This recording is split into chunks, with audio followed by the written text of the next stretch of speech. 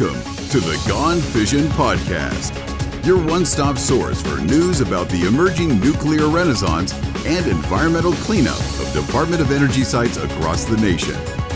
Now, here's your host, Michael Butler. Hello, and welcome to the Gone Fission Podcast. We have exciting news today. We're pleased to announce that the Gone Fission Podcast is expanding the scope of our coverage. For the past 4 years, since we started the podcast in 2021, Gone Fission has focused exclusively on environmental cleanup at Department of Energy sites across the country. From Hanford to Oak Ridge to Savannah River and beyond, we have told the story of cleanup, the challenges, the progress, the celebration of completed projects. It is an amazing story of accomplishment that goes on today and will continue for decades. But cleanup has played a role in creating another big story, one that Gone Fission will now focus on as well. I'm talking about the emerging nuclear renaissance, the revival of the commercial nuclear power industry that has essentially been dormant for decades. Perhaps nowhere is the renaissance of nuclear energy more pronounced than in Oak Ridge, Tennessee, where dozens of companies are locating on cleaned up land at the East Tennessee Technology Park. The Department of Energy has transferred more than 1,800 acres of formerly contaminated land to the local community, igniting a reindustrialization boom with $1.35 billion invested by 25 thriving businesses who are creating more than 1,400 new jobs. It is transforming a once contaminated government site into a vibrant hub of innovation and progress. So going forward, as a listener and viewer, you can expect to hear more about small modular reactors, advanced reactor fuels, new uranium enrichment capacity, and more. Gone Fission will be an informative one-stop source for the latest in nuclear power development, even as we continue to tell the important story of environmental cleanup. All that starts now with this week's episode. We'll be talking with the President and CEO of the East Tennessee Economic Council, or ETEC. Later this month, ETEC will convene its annual Nuclear Opportunities Workshop in Knoxville, Tennessee. Here's Tracy Boatner, the President and CEO of ETEC, talking about what she sees for Oak Ridge's future. I believe that the Oak Ridge corridor by 2032 or so will be considered the home of the nation's base for enrichment, and we'll have the first commercial deployment of an SMR here. We'll have the first demonstration and commercial deployment of a Generation 4 reactor with Kairos Power. We'll have a first of its kind fusion energy reactor with the Type 1 Energy Stellarator. We'll have a Tennessee Nuclear Energy Workforce Center that we've been talking about. And because of all of the energy that we'll have here, we will be the center of AI for the country in partnership with Oak Ridge National Laboratory. As it has moved from small venues to the Knoxville Convention Center over the years, the Nuclear Opportunities Workshop has become the place to be for key players in the nuclear renaissance, as senior executives network and share information about the latest developments. Here's more in our interview with ETEC President and CEO, Tracy Boatner.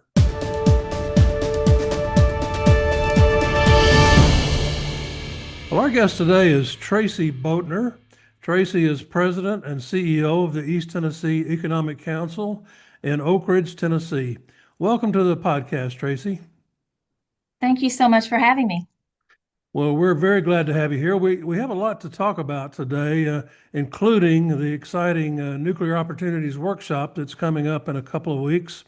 And we look forward to talking to you about that and getting more information about the workshop, but I'd like to start talking about the East Tennessee Economic Council a little bit, the history of ETEC. You have a rich history. I know a couple of years ago you celebrated your 50th anniversary. You're a generational descendant of the Roan Anderson Economic Council. And I have some personal experience with Roan Anderson. In the 1980s, I owned a public relations firm in Knoxville, and our firm was a member of the Roan Anderson Economic Council. And I had the pleasure and privilege of attending meetings at the old Alexander Motor Inn, Oh, where wow. where the Roan Anderson group would meet on Fridays, I believe it was, Friday morning, 7:30, something like that. And we had a lot of the early Oak Ridge luminaries around the table, folks like Tom Hill, who was publisher of the Oak Ridger, and Gene Joyce, Oak Ridge attorney and one of the forefathers, I guess, of Oak Ridge, and Don Maxwell, a local banker. Jessie Noritaki, I know you know her, who managed the staff for Ron Anderson. And it was a wonderful group, and they were very effective in terms of representing Oak Ridge with the congressional delegation and getting funding for projects and taking concerns to Washington, dealing with folks at that time like Al Gore and Marilyn Lloyd, who was a congressman from the area, and Howard Baker, who sat in the Senate. So I have that bit of history, having experienced Roan Anderson some, but can you tell us a little bit about the how ETEC grew out of Roan Anderson and kind of what the history of your organization is?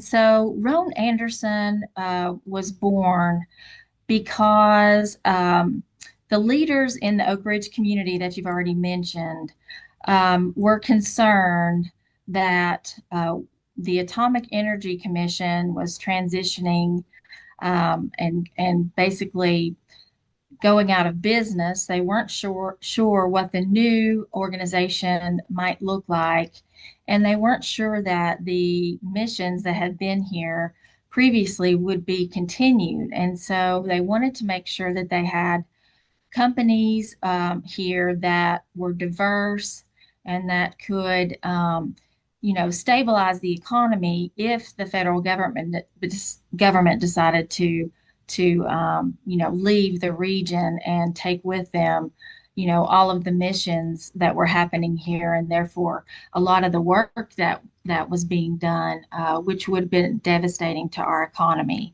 And so some of the leaders started meeting weekly to bring together folks from who worked at the lab and at the plant, and of course bring in officials from government just to maintain that sense of everyone knowing what we were all working on and moving in the same direction. And so they continued along that path. And of course, as we know, the Atomic Energy Commission turned into the Department of Energy. And thankfully, at that time, our missions continued here. But there were, after the Manhattan Project, obviously, there were some cleanup issues that came to the attention. And so, in an effort to revitalize the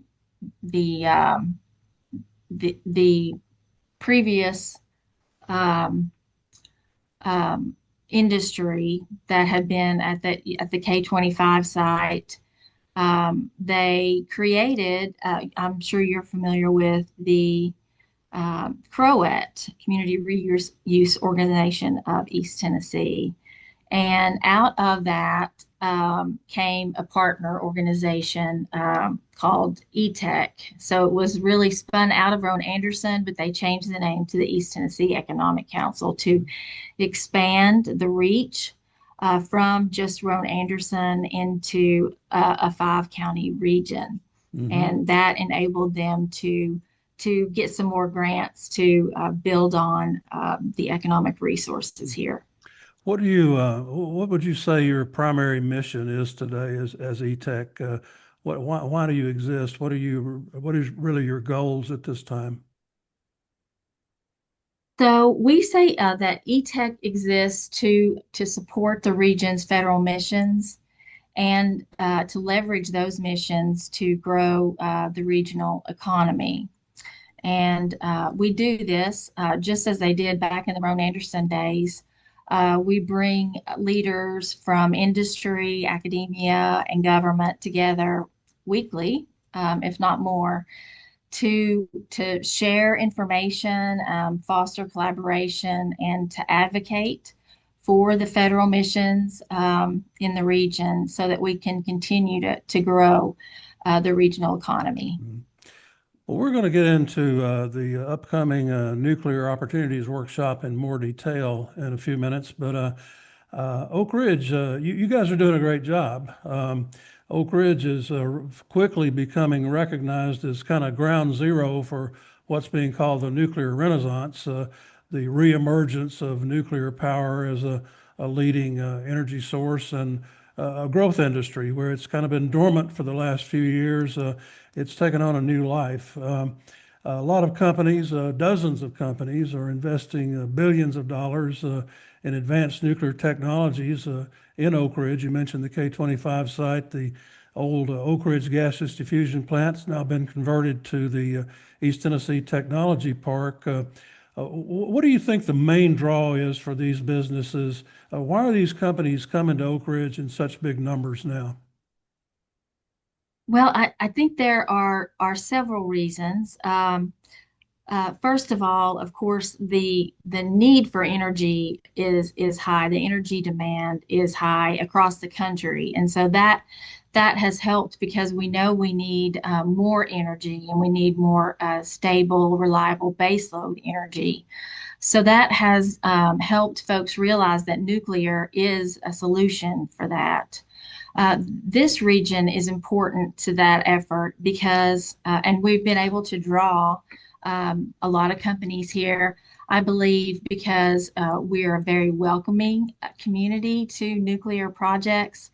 A lot of our folks have grown up in working in the nuclear industry. We're familiar with it and we believe in it. And so we're very welcoming to companies who want to work in that industry.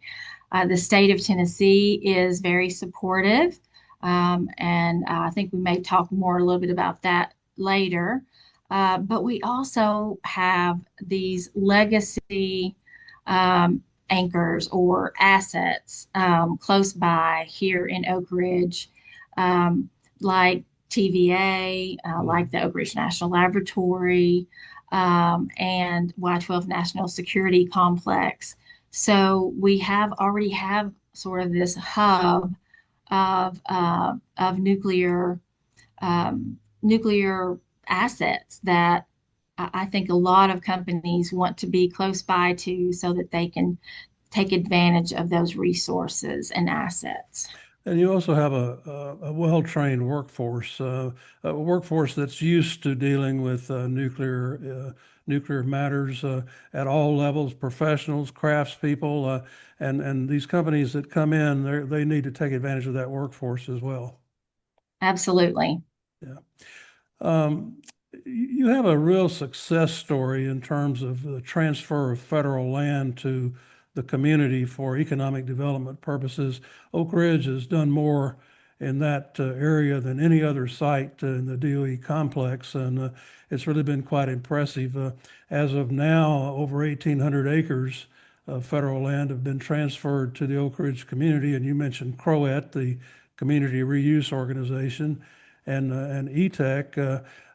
This land was once contaminated.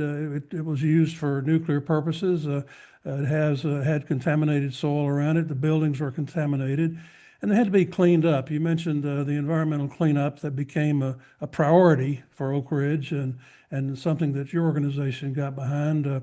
What role do you think environmental cleanup has played in the success that Oak Ridge is currently enjoying? How important is cleanup to the growth that you're having now?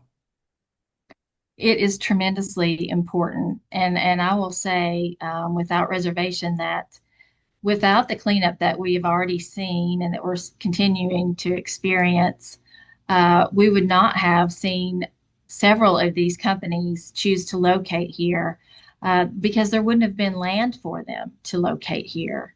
And so industry like Kairos Power and Standard Nuclear, they're located in ETTP now, and they would not have been able to come here. We have other industry that is looking to make decisions to locate there, like Nano Nuclear and List Technologies. They have their headquarters here and are looking at, bringing their laser enrichment facility and their micro reactor facility here as well. And then of course, there's industry in Horizon as well. And not only has it enabled these new industries to come here, but now this cleanup is enabling future missions on the reservation behind the fence at Oak Ridge National Laboratory and at Y-12 National Security Complex. Their lithium processing facility that they are building right now would not be possible had the old biology building not been cleaned up by the EM workforce and UCOR. So it's vitally important, this cleanup. It has been significant, and we are so proud to be here in Oak Ridge, where we're leading the nation, I believe, in this cleanup effort. Well, you mentioned UCOR. That's the contractor for the Department of Energy that's in charge of the environmental cleanup at Oak Ridge. And they've got over 2,000 folks on the job there working after they've cleaned up the Oak Ridge Gaseous Diffusion Site, K25. They're now working at ORNL and Y12 and taking down the contaminated buildings there, making more room for new missions and generally making the community safer and a better place to live for the future. Absolutely. Yeah. Yes, UCOR has been tremendous. And like I said, they're leading the nation in the work that they're doing. So we're very proud of them. We're also big in uranium enrichment, and I want to talk about that a little bit. You have companies like Centrus and Orano that both are in the area there with uranium enrichment projects. In fact, the Orano project is being called the largest investment in Tennessee history, where they're planning to build a multi-billion-dollar uranium enrichment facility on some of that cleaned up land. How is state support? You mentioned state support earlier. How has the support of the state of Tennessee impacted your ability to recruit new businesses? I know Governor Lee appointed a nuclear advisory council a couple of years ago that you serve on, and he also made available $50 million to help boost the Tennessee's role as a nuclear hub. How important is that kind of state support to Oak Ridge's success? It is very important. And I will say that Governor Lee putting that stake in the ground and saying that Tennessee wants these companies here, and we want to be seen as the nuclear capital of the U.S. That has made a tremendous impact on the number of companies that reach out and want to, look at opportunities to bring their companies here. So Governor Lee's support has been tremendous, and in fact, he and the General Assembly initially allocated 50 million, and then the next year he allocated 10 more million, and then just this year for next year's budget he has allocated 92 more million for different buckets of money, but all related to helping the nuclear industry, whether it be recruiting them here, providing workforce for them, also providing some money to help develop Tennessee's regulatory framework for fusion energy. We hadn't talked about that yet, but the Type 1 Energy is looking to put a Stellarator demonstration fusion energy reactor at the former Bull Run site, Mhm. TVA's Bull Run site. So Tennessee wants to be also leading in that fusion energy development, and so they've set aside some money for a regulatory framework for that. So it's significant and tremendous. It's been uh, amazing to see the number of companies who reach out to us and to the Oak Ridge Corridor Development Corporation and to the chamber interested in locating here. So we're grateful to the governor for his efforts. Yeah, and it's probably hard to overstate the importance of TVA as a partner in this nuclear renaissance there. They've been an innovator for since the 1930s when they were formed in the Tennessee Valley in many ways, and they've been a big proponent of development of nuclear energy. They have plans for a small modular reactor, and you talk about the fusion project at the old Bull Run steam plant. So that's another kind of major partner to have in your group there to help make the nuclear renaissance come about.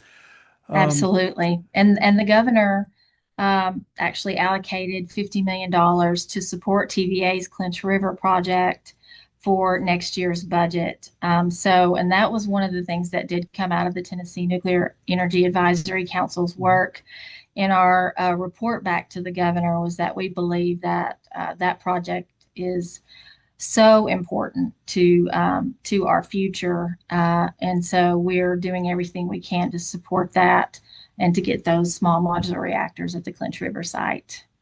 well, in this podcast, we talk to DOE sites, people at DOE sites, community leaders, and government officials around the country. And I can tell you that people are looking at Oak Ridge right now and seeing what's going on and the state of Tennessee and in the nuclear area, and they're saying, we're getting left behind here. Maybe we need to get on the stick and get some things going here. I know there are governors that are watching very closely what's going on in Tennessee. Um, you have a lot of CEOs that come through there, come through Oak Ridge. They run these companies and they make the decisions about where to locate. And I know you deal with a lot of these folks. What do the CEOs of these companies say about Oak Ridge when they come to visit? How do they view the community and the resources that you're making available to help make their ventures successful?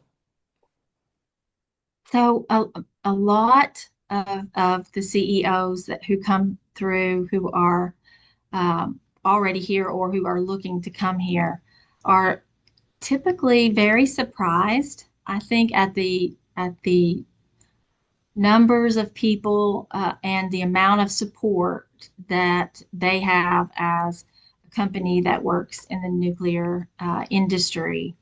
Um, they're initially surprised about that, and I think they also have not experienced some of the efforts that we have taken steps to start the process of making sure that we have a ready workforce for industry when they're needed, the number that is needed. And we are already working on those types of things. And so even though the companies are not, most of them haven't even started construction. We do have a couple who have.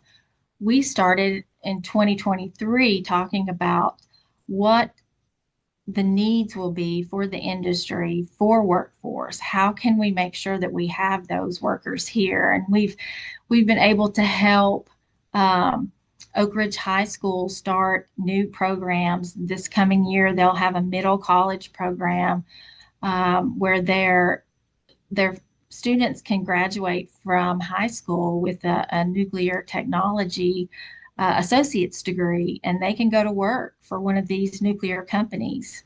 And so also Rome State was able to, through the generosity of some of the contractors, ORNL and UCOR, were able to start some programs, nuclear technology programs at Rome State, and another project and program management program that will be beneficial to some of the industry.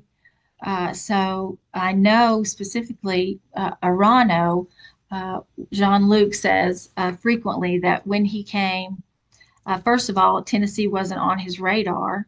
Um, and second of all, when it became known to him and he came and he listened to particularly the workforce efforts that we have undertaken, he was very impressed, and that was a big selling point for him. Mhm. So that is typically what we hear from those leaders. It's just a different environment, very accepting and embracing of the industry, and this community wants to do everything we can to help.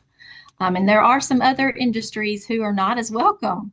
Uh, so you may have heard about, another project or two that were not in the nuclear industry that were not embraced by the community. So it's just a different place. Mhm.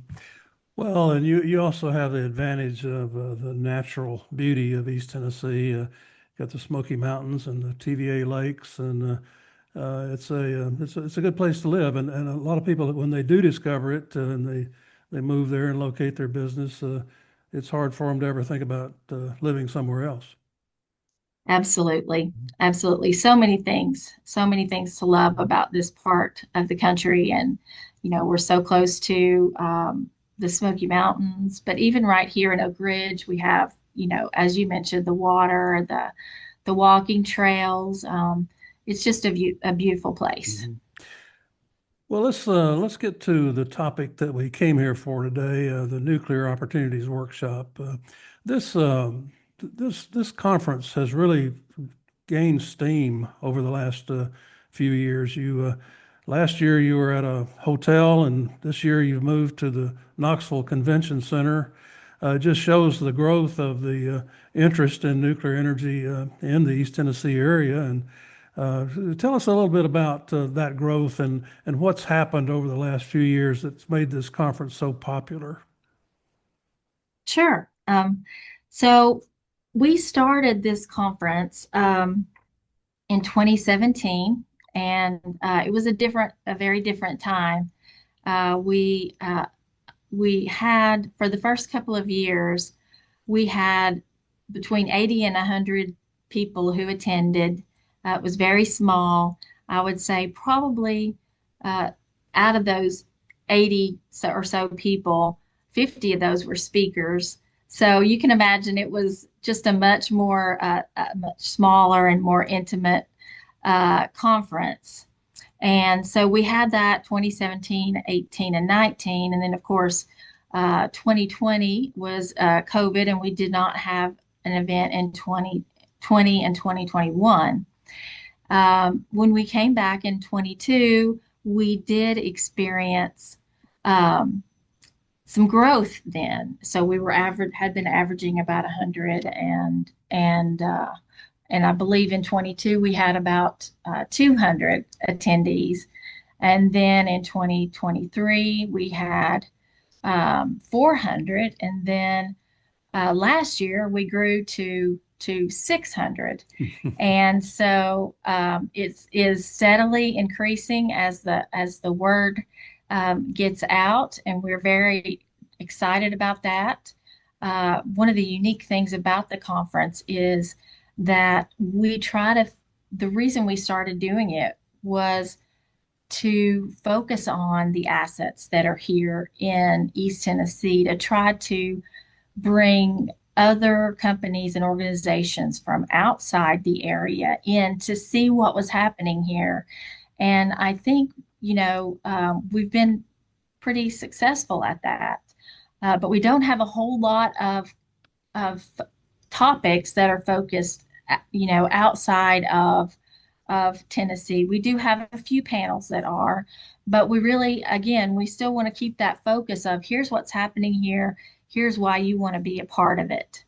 And so the growth last year, as you mentioned, we've been at the Hilton Airport for several years, and last year we actually had to put our buffet tables in the pool area so that there was enough space to have everyone to come through. And we just, it was very, a lot more attendees than we expected. And so even though we really enjoyed being there, we did have to make that decision to go to the convention center.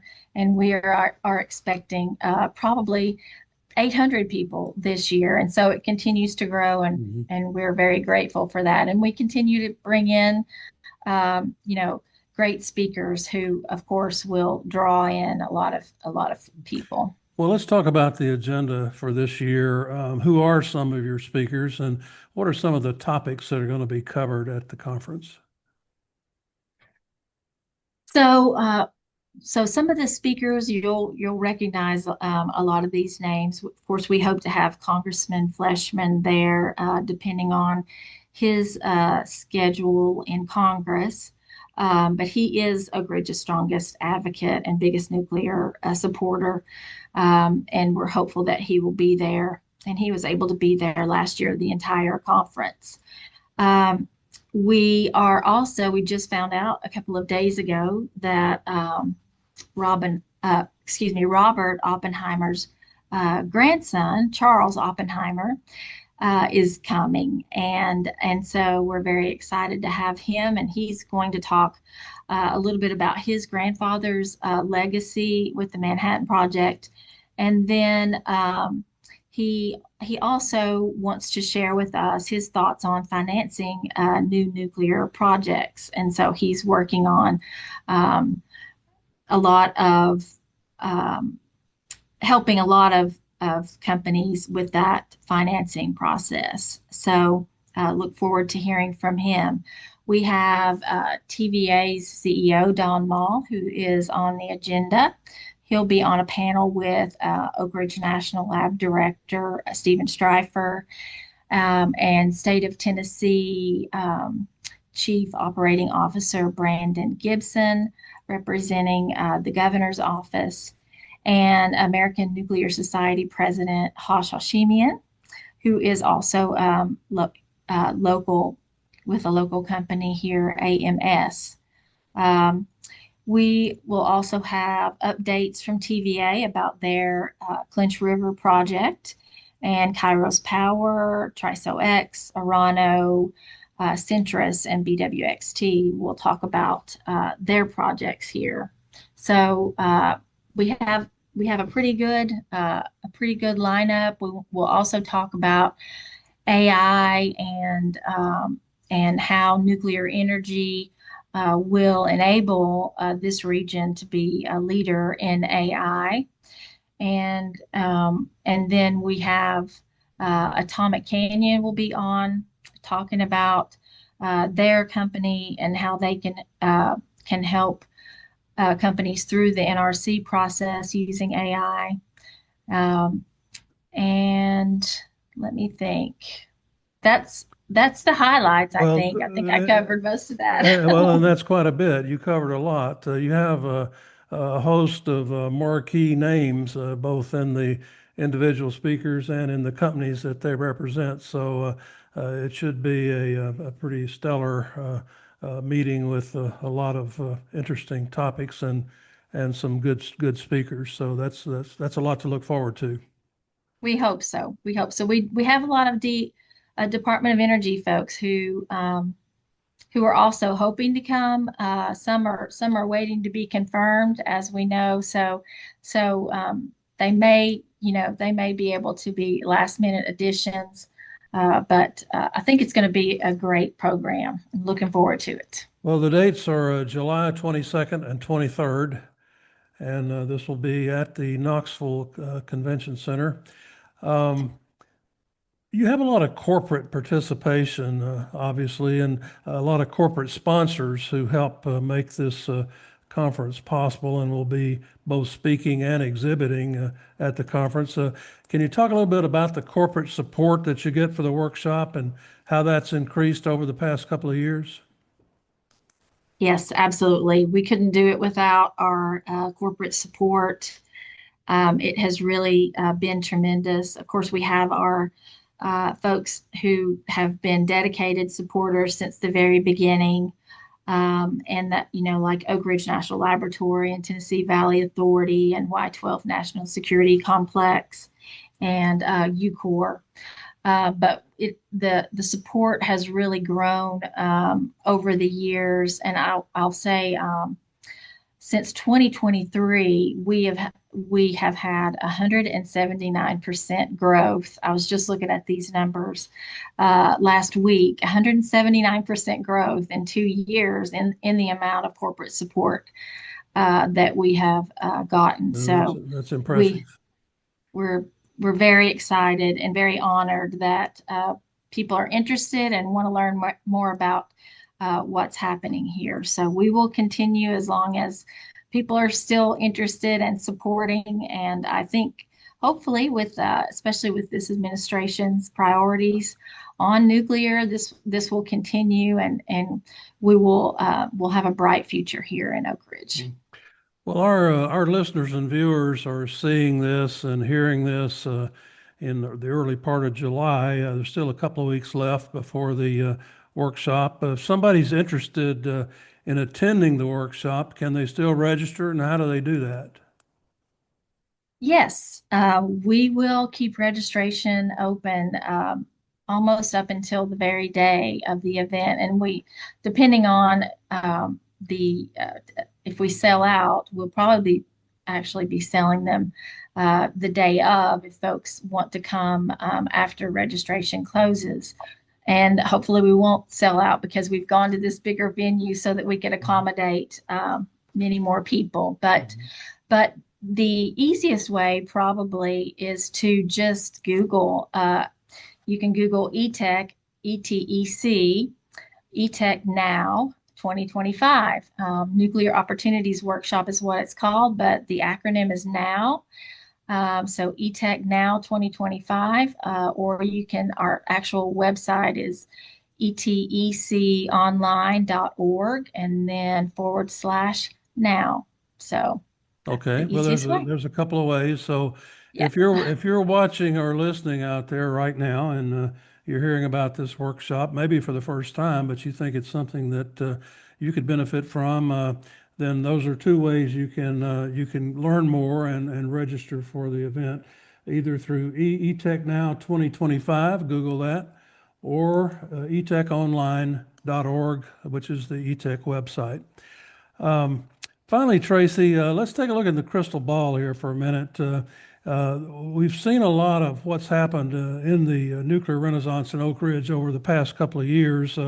A lot of companies, a lot of money, a lot of jobs being created. What are your expectations for the future? Is this going to continue? What will the picture look like in, say, 2030? So I've been thinking about this a lot, and actually, we've been working with Oak Ridge National Laboratory to sort of vision the future. And you may see a little snippet of what I'm saying here at our event, but there is so much to look forward to. I think we have such a bright outlook here. And so you said 2030, and I'm going to ask you if you'll give me maybe a few more years to add on to that. Maybe if you would give me till 2032. I think I could, maybe expand the vision a little more. But I believe that the Oak Ridge corridor by 2032 or so will be considered the home of the nation's base for enrichment, and we'll have the first commercial deployment of an SMR here. We'll have the first demonstration and commercial deployment of a Generation 4 reactor with Kairos Power. We'll have a first of its kind fusion energy reactor with the Type 1 Energy Stellarator. We'll have a Tennessee Nuclear Energy Workforce Center that we've been talking about. And because of all of the energy that we'll have here, we will be the center of AI for the country, in partnership with Oak Ridge National Laboratory and all the assets that we have here. And so I believe we'll have a really strong and thriving economy and region, which is going to benefit the entire region, the entire state. And so I really do believe that we have so much to look forward to, and I can't wait to see how all of this comes to fruition. Well, I will give you till 2032. And Thank you. I tell you, that's quite a vision. It's a great vision. Oak Ridge made history 80 years ago in ways that are incomparable in the history of our country. And it looks like you may be on the cusp of doing it again with kind of a new era of energy and nuclear energy. And so it's all very exciting. I wish you the very best with your Nuclear Opportunities Workshop Thank you. 2025, July 22nd, 23rd at the Knoxville Convention Center. And Tracy Boatner, President and CEO of East Tennessee Economic Council in Oak Ridge, thank you very much for joining us on the podcast today. Thank you so much for having me.